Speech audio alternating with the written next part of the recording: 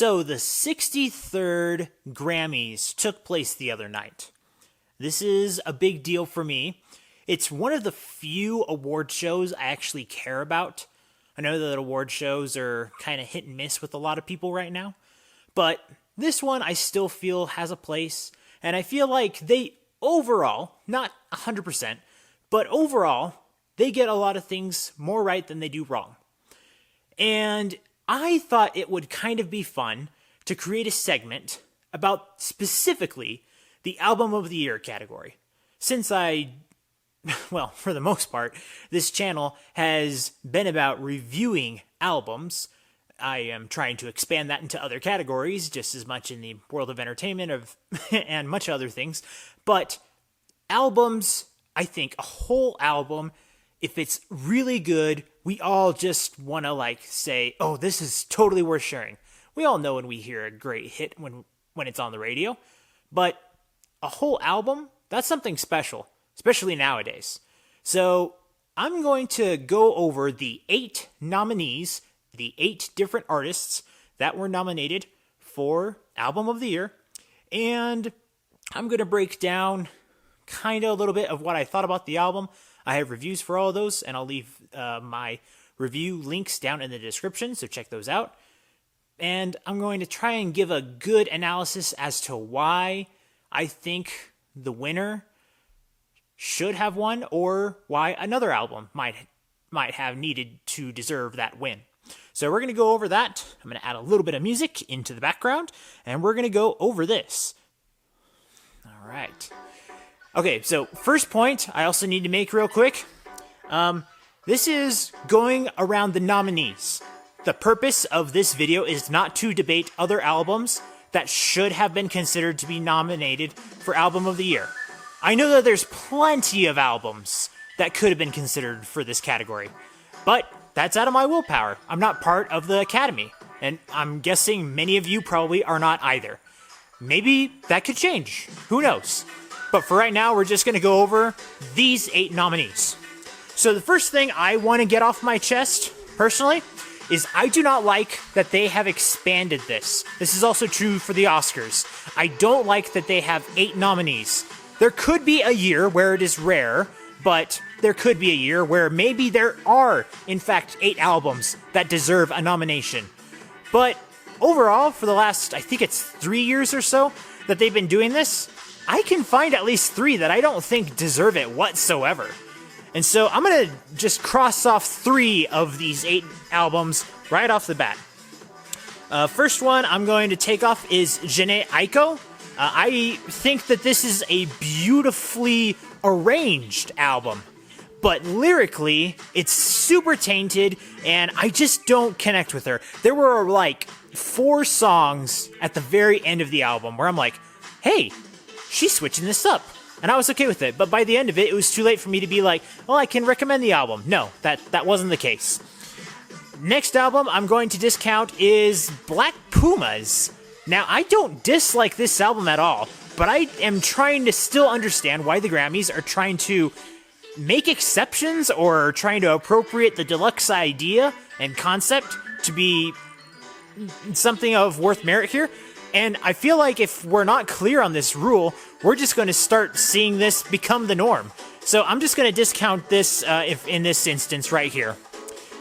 Next album I'm going to discount, sadly, is Post Malone. Now, I did think that this album was just kind of middle of the road. There's actually a lot of songs in here that I enjoy, but the collective project I thought is, I've got mixed feelings on it. And beyond that, I just don't feel like this album got as much hype. We all have hype for Post Malone himself, but it's the album, not the artist. It's the album that we are reviewing. Okay, so let's go to the other 5 albums. I've got Taylor Swift, Dua Lipa, Heim, Jacob Collier, and Coldplay.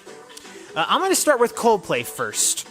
Coldplay had an album, Everyday Life, that was released kind of at the very beginning of when you would get that cycle that Grammys find appropriate to nominate something. Now, I actually like that album. I have, I think, maybe 2 songs in there where I have actually major issues with. But despite that, I actually like this album a lot. Now, having said that, it was released in very late 2019, and the music can still be valid for the rest of 2020. But if I'm being honest, I don't really remember there being tons of memorable hype for this album throughout the year of 2020. I feel like a lot of people really liked it in 2019, and then it just kind of existed throughout the year. Now, that's maybe just a personal opinion, I'm not sure. And I'm not discrediting the value of the music itself. I think good music is good music. I don't believe in people being like, that's so last year. I'm not one of those people. But there is something to be said, like, I'm not sure if it deserved this particular nomination. It is indeed a good album. I just don't know if it deserves the nomination itself. The next album I want to talk about is Jessie Volume 3 from Jacob Collier. Now, I mentioned in my review that I do not understand how I missed Jacob Collier up until now. I really don't. I'm a musician. I know a lot of people who are probably casual music listeners or mainstream music listeners that probably would be like, wait, who's that? And I'm kind of feeling like, oh, well, I probably was one of those people. But musicians really love what Jacob Collier is doing. This guy is really going full-blown, like, crazy town ideas with all this music he really wants to do. He's incredibly ambitious, and it shows in his music. Now, the thing that I mentioned in my review of this album is that I like all the risks that this album is taking, but there are a couple of moments, not tons, but there's a couple of moments where I feel like the landing just didn't stick. Now, he's got tons of creative and innovative ideas that would justify the nomination for this album. T-Pain's in there, Tori Kelly's in there, Kimbra's in there, Rhapsody's in there. I believe he got a win for the song that he did with Rhapsody, and that was cool. He got a Grammy for this year. But yeah, I just feel like maybe after a couple more listens, like I'm going to continue to like this album more and more. But the thing is, I still think I'm going to have issues with a couple of the landings for a few moments in a few of the songs in there. The other album after that would be Women in Music Part 3 by Heim. Now, this album everyone loved immediately. I was late to the party in reviewing this album. I do like this album. I know that the first time I enjoyed it. The second time, I grew to admire it more. But there are things where I just feel like I'm just kind of just staying there. I'm admiring this album. There's tons of things that they did right with it, but it isn't an overwhelmingly world-changing album for me on a personal level. And I could totally see that this album might have deserved to be nominated for this. This is one of the few where I'm like, yeah, this one deserves a little bit more credit because these girls they're doing something right. And it felt really old school, and I really am like, okay, I'm gravitated to this because it doesn't feel like the fabricated production that we're kind of getting used to, or that we have been getting used to. The last two albums I would like to talk about, and these are the two that I think definitely were going to garner the most attention. Dua Lipa's Future Nostalgia, and the actual winner, Taylor Swift's Folklore. These are the two where I thought, okay, it's going to be one of these two.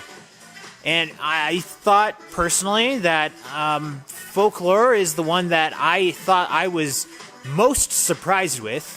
But I really admired what Dua Lipa did because it is, in fact, a pop album that did the right things. There were very few albums in the last few years that are doing that right. And Dua Lipa probably did it the best in 2020. It's going to be remembered as the iconically pop album of 2020. She did so many things right with that. A couple of songwriting in the lyrical category, a little bit polarizing for me personally. And the one thing that really takes me down for this album is the last two songs. They just don't fit with the rest of the mood that this album has. Now with Taylor, what do we got with her? Well, Taylor brought an ambiance. She actually kind of honed in to a story or an idea and decided to kind of ditch the whole pop scene that she had been using recently and decided to go for a, would you guess, folk category of music. Now, of course, it's not pure folk, but it's definitely mostly folk. And there's just so many things that I thought she is doing this right. I mean, she's collaborating with Jack Antonoff, for one. And now, I'm not the overwhelming stan or fanboy of Jack Antonoff, but I recognize that this guy's got talent. He's doing something right. And one of my favorite things that she didn't hear is she included Bon Iver in it. I really, really admired that. And aside from her song Cardigan that she did at the beginning, which definitely deserves some attention, I would say that Mirrorball, August, and Epiphany were the emotional tugs. That is just something that really gripped me. So if I'm going with between Dua Lipa, the one that I thought had a very strong chance to win. It's one of those situations where a lot of people say, like, who should win and who is going to win. There was a part of me that thought Dua Lipa is very likely going to win just because of how, great it was to actually stick it into the pop category. But Taylor Swift's album as a whole definitely got a musical mode to it. It decided to be honed, as it should, for a particular idea. I don't know if it was, COVID and all the quarantining that took place, that she just needed to get all these songs written. And, this album also sparked a second album, Evermore, which I personally don't like as much as Folklore, but I like the idea that she felt so good about that album that she decided to actually go and make another album because of it. So, between these two, did the Grammys get it right? I'd say yes. I think that they got it right. Now, I'm somewhat still divided on Taylor Swift to some degrees. Not a whole lot, if I'm thinking about it that much. I feel like I overthink that a little bit. All the celebrity dramas and other things like that. I don't know everything that's real or not real. I just know that there are some moments that are just kind of up in the air. But I think that she handled herself really well when she went up to accept the award. And if I'm just being honest, I think it did well. Now, if you go back and check out my reviews, you know that this was not my favorite album of the year. It actually was my 7th favorite album. There are tons of other albums that people liked. I personally like Jessie Ware's album that she released last year. A lot of people were saying that Fetch the Bolt Cutters should have been in this category. A lot of people really like that album. But, again, this is not something that we're going to debate about what should have been in there. I'm just going to talk about the nominees. And for whatever reasons, for the 8 albums that we got in here, I think that the Academy chose the right one of the 8 nominees here. So that's what I got for you today.